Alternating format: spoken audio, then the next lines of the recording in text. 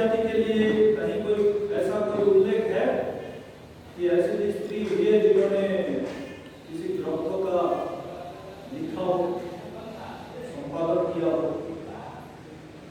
किसी ग्रंथों को लिखे हो? तो मुझे ये करनाल डिस्ट्रिक्ट से कोई एक व्यक्ति है, वो पूछा, मेरे साथ ही पढ़ते थे गुरुकुल में, बोले ऐसे कोई उल्लेख है स्त्री जाति के बारे में? कोई ऐसा स्त्री है, किसी नाम आता है ऐसा कि जो कोई किसी ग्रंथों को संस्करण किया हो, किसी ग्रंथों को लिखा हो अपने हाथों से प्राचीन युग में?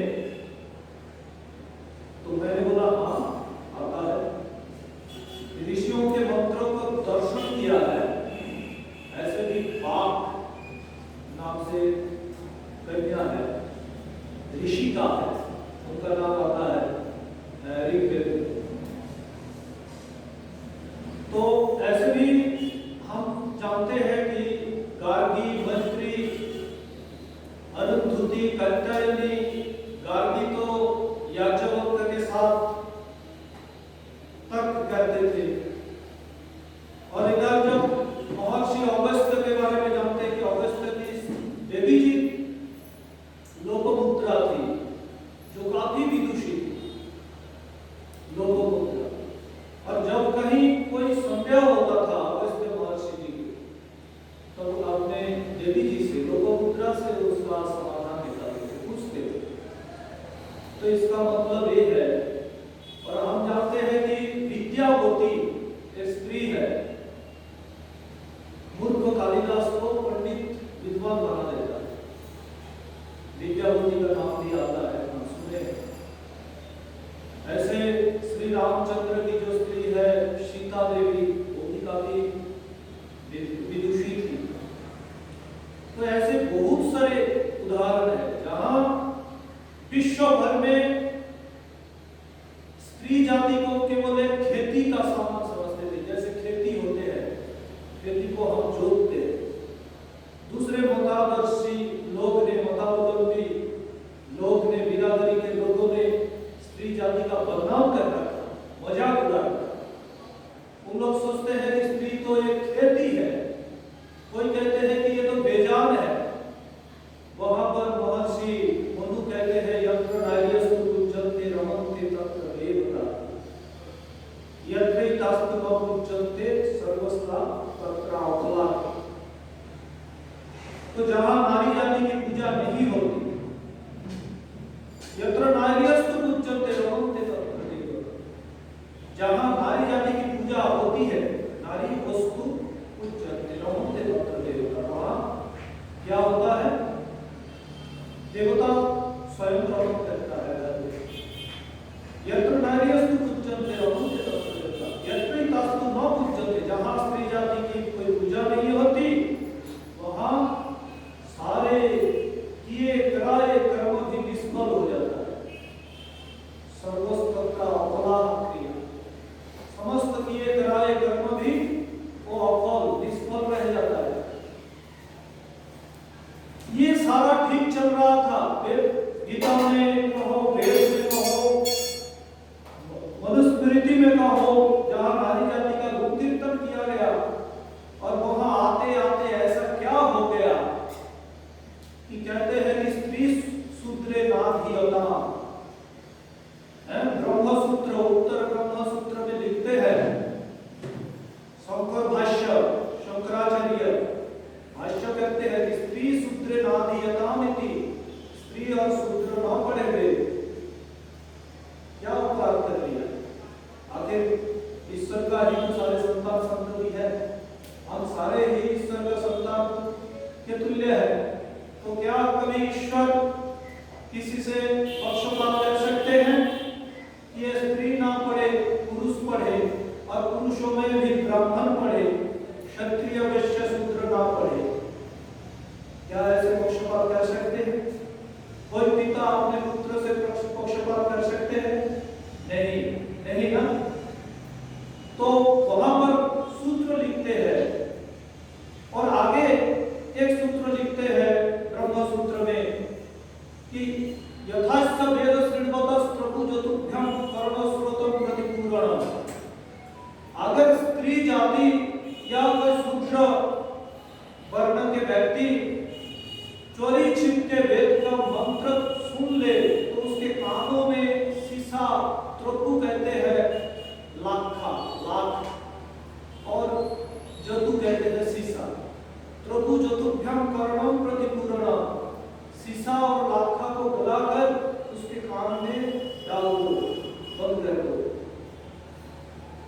और उसके आगे कहते हैं धारणे शरीर छेद, अगर धारण कर लिया तो उसका शरीर को काट दो, मार दो, ऐसा लिखा है।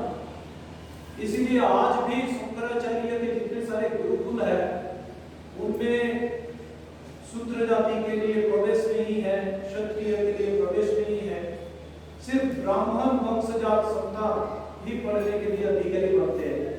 अगर विश्वास ना हो, यहाँ राम प्रजा तला चले जाइए, राजा राम तला पास में ही शंकर मठ है। शंकर मठ में अभी भी किसी शूद्र क्षत्रिय वैश्य की प्रवेश नहीं है, सिर्फ इसका प्रवेश है ब्राह्मण। और मैंने तो लगभग भारतवर्ष में जितने भी सारे मठ है, शंकर मठ है, पौराणिकों के आश्रम है, उनमें भी गया, उनमें एक ही दृश्य देखने को मिलता है। अभी ऋषिकेश में भी एक शंकर मठ है, उसमें भी कोई स्त्री शूद्र नाधियतम बलिवास है, वहां भी कोई शूद्र व्यक्ति क्षत्रिय वैश्य कुल से आया हुआ कोई संतान को पढ़ नहीं सकते। क्या जन्म से कोई शूद्र बन जाता है? क्या जन्म से कोई क्षत्रिय वैश्य बन जाता है? नहीं बनता, वो तो कर्म से ही बनता है। तो महर्षि दयानंद सरस्वती लिखते हैं कि यथेवं वाचम कल्याणी मवदानि जनेभ्य शूद्राय चर्याय च श्वाय ब्रह्मराज अन्नाभ्यम। तो वहां पर जो वेद मंत्र को उद्धृत करके दयानंद सरस्वती इसका निराकरण किया, उन्होंने बोल दिए कि यथा इमाम कल्याणी वाचम, ये जो कल्याणकारी वेद की वाणी है ये केवल ब्राह्मण वंशजात संतान के लिए नहीं है, ये सब के लिए है। राजन्य कहते हैं क्षत्रिय के लिए है, शूद्राय शूद्र के लिए भी है, ये स्त्री जाति के लिए भी है, और ये अति शूद्र के लिए भी है, और यह अति शूद्र के लिए भी है, वैश्य के लिए भी है। तो ये दयानंद की बड़ी भारी कृपा है कि आज जो अंशुदेव, आचार्य अंशुदेव एक आदिवासी कुल से पैदा हुआ लड़का, और वो गुरुकुल से स्नातक होने के बाद गुरुकुल पाणिनि महाविद्यालय देवरी से स्नातक होने के बाद आज छत्तीसगढ़ में धुआंधार वैदिक धर्म का प्रचार करता है, वो आदिवासी कुल से। और कुछ दिन पहले ही, 2-3 महीने पहले ही, वो लगभग 300 परिवार को शुद्धि संस्कार के जरिए आर्यकरण किया, वैदिक धर्म बना दिया। जो क्रिश्चियन हो चुका था, मुस्लिम हो चुके थे, भटक चुके थे दिशा से, उन्हें फिर वापस ला दिए। कितनी बड़ी बात है, ये अधिकार केवल दयानंद के द्वारा ही संभव हुआ। तो जब हमने मनुस्मृति को खगाला तो उसमें पाया कि स्त्री जाति के लिए क्या क्या दे रखे, महर्षि मनु क्या बताए। ऐसे तो वेद में बताते हैं स्त्री ही ब्रह्मा बहुविध, स्त्री ब्रह्मा हो जाए। हम यज्ञ के ब्रह्मा के रूप में भी स्त्री को हासिल करते हैं। जितने भी गुरुकुल है, सूर्या देवी, मेघा देवी, प्रज्ञा देवी, आज तो आर्य समाज में जो प्रज्ञा गुरुकुल से स्नातक निकलते हैं वो ब्रह्मा बनते हैं यज्ञ का। और कितने विदुषी है, कितने अच्छा प्रकांड विद्वान है, कितने विद्वत्पूर्ण भाषण करते हैं। और जब हम मनुस्मृति को पढ़ते हैं, देखते हैं, अनुसंधान करते हैं, तो वहां पर मिलता है सदा प्रधिष्ठया भाव्यम गृह कार्य सुखक्षया सुसंस्कृतो पुष्करया वैरि चामुण्डहस्ते। स्त्री के लिए कुछ कर्तव्य कर्म का विधान किया महर्षि मनु ने, तो उसमें बताया कि स्त्री जाति कैसे रहे, घर में रहे चाहे समाज में रहे तो कैसे रहे। तो उसके लिए कुछ श्लोकों का विधान किया कि सदा प्रधिष्ठया भाव्यम, अर्थात घर में रहते हुए वो सदा हर्षित रहे, आनंदित रहे। गृह कार्य सुदक्षया, घर के जितने सारे काम काज है वो बड़े निपुणता कुशलता पूर्वक करते हैं। गृह कार्य सुदक्षया सुसंस्कृतो उपस्करया है। सुसंस्कृतो मतलब भोजन बनाए, खाना बनाए तो उसे अच्छे संस्कार करते ही बनाए।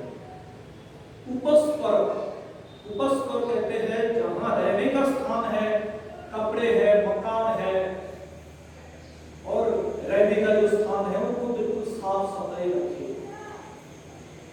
और व्यये जो अमुक्त हस्तया, अर्थात जब उसके ऊपर घर का दायित्व अपना पतिदेव जब सौंप देते हैं तो कुछ पैसा भी देते हैं, क्योंकि पति तो रोजाना बाहर कामकाज करते जो भी आमदनी करते हैं पैसा वो अपने स्त्री के हाथ पर रख देते हैं। और वो क्या करते हैं, जितने भी कामकाज है उसको जहां जितना पैसे की आवश्यकता है वो पूरा करना कोई भी जाते कोई देता है। ये है स्त्री जाति के लिए बताया गया। और इसके आगे भी बताया स्त्रियो रत्नन्नथो विद्या सत्यम शौचम सुभाषितम् विविधानि च शिल्पानि समाधेयानि सर्व। स्त्री जाति को हर समय रत्न आदि आभूषणों से ढक के रखना चाहिए। स्त्रियो रत्नन्नथो विद्या ग्रहण करते रहना चाहिए स्त्री जाति को। ये नहीं है कि शादी कर लिए तो विद्या न पढ़े या उससे पहले न पढ़े। तो इसका मतलब जो ब्रह्म सूत्र में शंकर भाष्य में बताया कि स्त्री सूत्र आदि का उसका विरोध स्वयं मनुस्मृति में महर्षि मनु ने कर दिया। उन्होंने कहा कि स्त्री जाति को विद्या अध्ययन करना चाहिए। स्त्रियों रत्नन्नथो विद्या सत्यम शौचम, वो सत्य भाषी होगी, सत्य भाषी भी होगी, सत्य आचरण करने वाली होगी। शौचम मतलब शुद्धता को पालन करने वाली होगी। सत्यम शौचम सुभाषित मतलब सुंदर भाषिणी होगी, मधुर भाषिणी। विविधानि च शिल्पानि समाधेयानि सर्वत्र, जहां कहीं भी शिल्प विद्या मिलती हो आदेयानि मतलब ग्रहण कर लेनी चाहिए स्त्री जाति के द्वारा। अर्थात हस्तशिल्प से लेकर कोई भी चाहे एरोप्लेन चलाने की भी विद्या सीख ले, जहां कहीं भी शिल्प विद्या उसे सीखनी हो सीख लेनी चाहिए। ये स्त्री जाति के लिए बहुत बड़ी गर्व की बात है, कितने बड़ा सम्मान दे दिया महर्षि ने। और ये बताया कि संतुष्ट भार्यया भर्ता भर्ता भार्या तथैव च यस्मिन्नेव कुले नित्यं कल्याणं ततो विद्युतो। क्योंकि आगे का श्लोक ऐसा कि जिस कुल में स्त्री पति से और पति स्त्री से कभी प्रसन्न नहीं रहता वहां कभी कल्याण स्थित नहीं हो सकते, वहां कल्याण नहीं हो सकता। तो अगर स्त्री पढ़ी लिखी ना हो है तो क्या वो अच्छे व्यवहार कर लेंगे गृहस्थ धर्म का? नहीं कर पाएगा। और जो संतान वो गर्भधारिणी माँ जननी है, वो जिस संतान को जन्म देने वाली होगी क्या उस संतान को अच्छा शिक्षा दे पाएगी? नहीं दे पाएगी ना। तो उसके लिए विद्या बहुत जरूरी है स्त्री जाति के लिए। तो दुख की बात है, ब्रह्म सूत्र में शंकर भाष्य में बता दिया कि स्त्री सूत्रे राधिया। ये आज भी चल रहा है समाज में, उसका अपप्रचार चल रहा है। आज भी उन आश्रमों में जाकर देखिए वहां प्रवेश नहीं। ये बहुत दुख की बात है। पर हमारे जो ऋषि महर्षियों का विधान पूरा अलग है। और भी बताया कि यत्र नार्यस्तु पूज्यन्ते रमन्ते तत्र देवता, जहां नारी जाति की पूजा नहीं हो पूजा होते हैं वहां देवता निवास करता है। और एक जगह पर बताया हाँ वहां पर कुछ दोषों को गिनाया स्त्री जाति के लिए। महर्षि दयानंद सरस्वती नीचे टिप्पणी किए कि ये दोष केवल स्त्री जाति की नहीं है, ये पुरुष के लिए भी है। तो एक श्लोक उद्धृत करके महर्षि दयानंद सरस्वती अपने सत्यार्थ प्रकाश में लिखे कि पानम दुर्जन संसर्ग पत्याच वीर होटन स्वप्नन्न गेह वासश्च नारी संदूषणानि। पानम अर्थात शराब आदि पीना, जो मादक पदार्थ जो हमारे बुद्धि को भ्रष्ट कर देने वाली है, उन वस्तुओं को सेवन न करना इस स्त्री जाति के लिए बताया। पानम दुर्जन संसर्ग, जो दुष्ट व्यक्ति है उनके संसर्ग में न जाना स्त्री जाति के लिए विधान।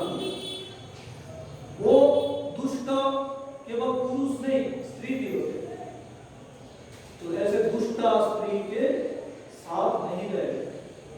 संसर्ग न करें, ये स्त्री जाति के लिए विशेष सचेतनता दी है।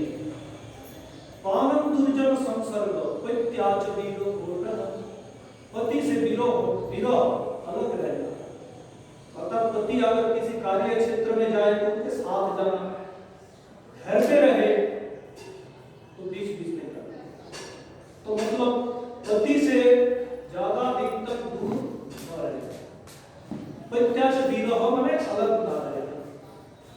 एक तो शरीर से अलग रहना कि पति कहीं कार्यवश तो बहुत दूर गए हैं, शरीर से अलग रहना, शारीरिक दूरत्व है, और एक है मानसिक दूरत्व है, मन से ऐसे मन उनका बना लिया कि हम पति के साथ बातें नहीं करेंगे, उसके पास नहीं रहेंगे, इस तरह तो मानसिक दूरी बिल्कुल ना रखना, ये बताया। विरह पत्याचरी विरह, ऑटोनम का ऑटोनम मतलब पति से दूर रहना और घूमती फिरती रहे जहां तहां, महर्षि जी लिखे हैं, घूमती फिरती रहना, जहां तहां जाना, जिसके परिवार में जाना है, ये भी उसके लिए दोष बना है।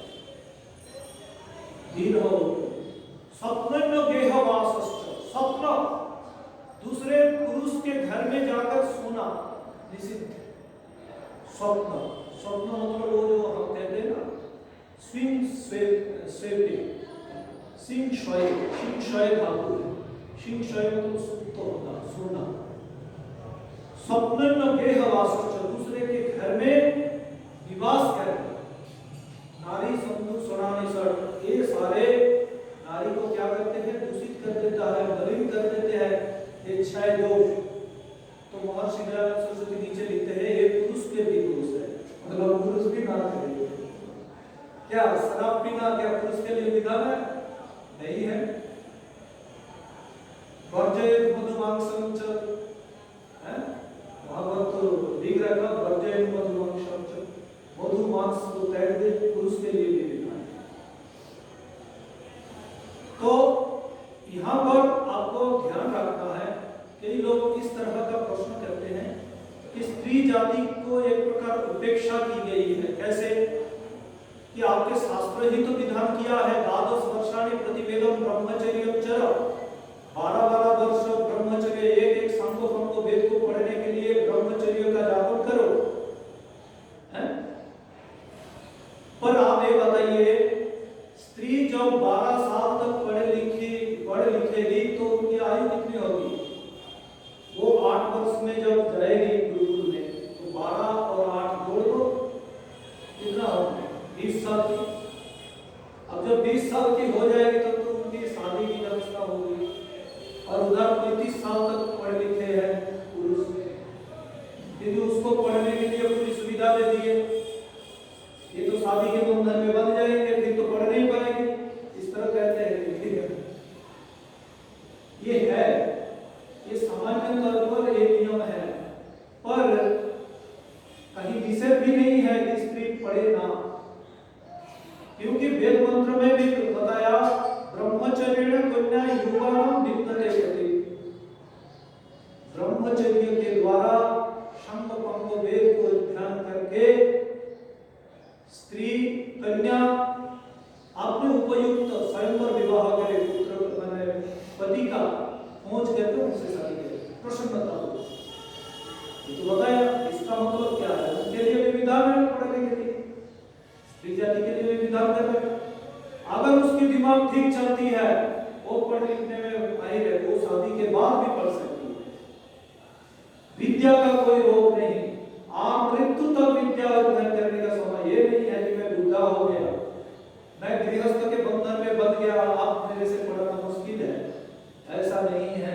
किसी भी वैदिक शास्त्र में नहीं है, किसी भी वैदिक सिद्धांत में नहीं है। और सुख का मूल क्या है? तो महर्षि विदुर एक जगह पर लिखा है कि सुख क्या सारे मूर्ख रहने से सुख हो जाएगा परिवार में, या शिक्षित रहने से होगा? तो वहां पर महात्मा विदुर ने, महाभारत में ये श्लोक आता है, तो उन्होंने बताया, अर्थागमो नित्य मरो गीता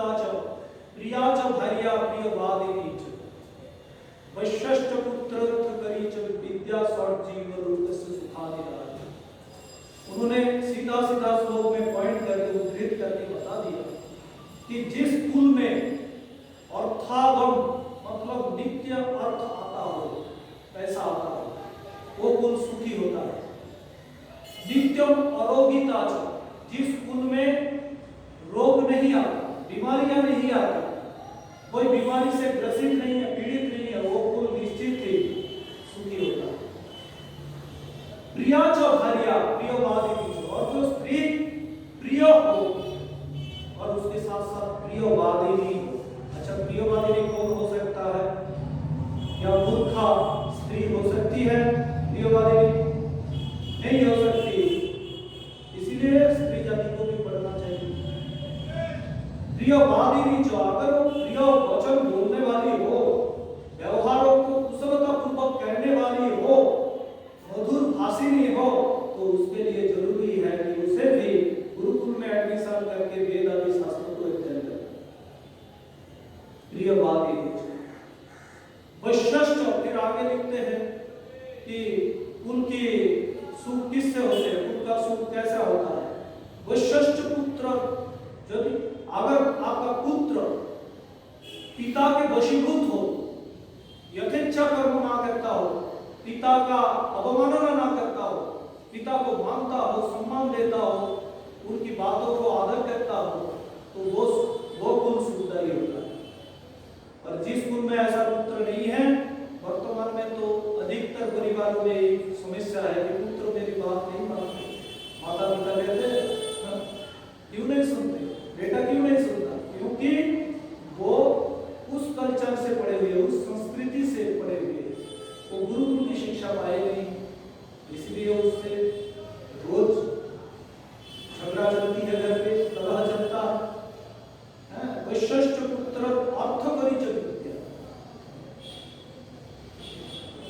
अगर आपके पास विद्या हो, वो अर्थकरी भी हो, अर्थ उपार्जन भी कराए, ऐसी विद्या तो बहुत ही प्रज्ञा तृप्त हो प्रशम्यति, व्यक्ति को तृप्त कर देता है, जो मोक्षदायक विद्या है, जो हमें प्रवृत्ति नहीं निवृत्ति के मार्ग को दिखाता है। निवृत्ति का मार्ग को दिखाने वाली विद्या निश्चित ही सुखदायी। उस विद्या अगर अर्थों को भी देने वाली हो, तो इहलौकिक सुख मुझे जरूर दे, क्योंकि अर्थों के बिना कोई व्यवहार नहीं है। आत्मिक सुख तो मिल जाएंगे, पर भूखा व्यक्ति कैसे ध्यान कर पाएंगे? अर्थ तो चाहिए ना।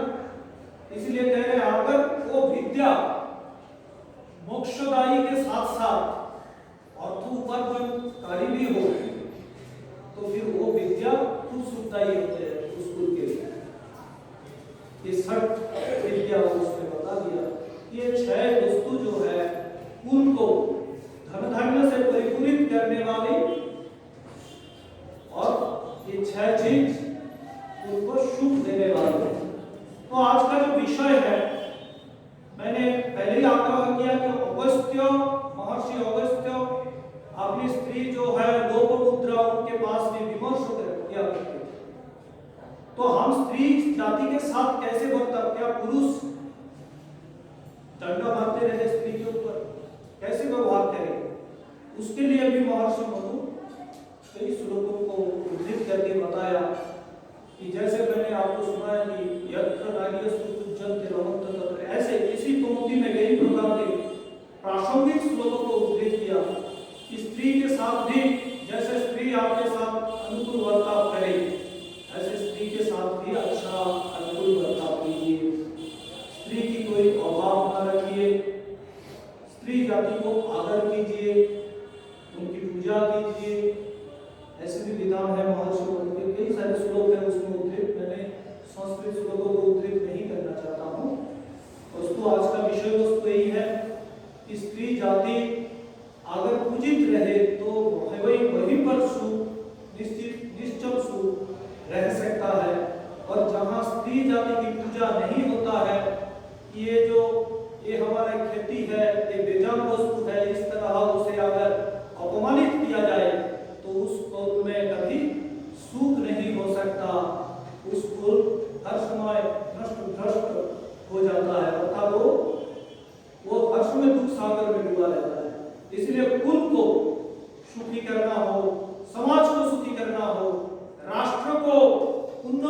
को ले जाना हो तो स्त्री जाति को अवश्य सम्मान करना पड़ेगा। वस्तु मैं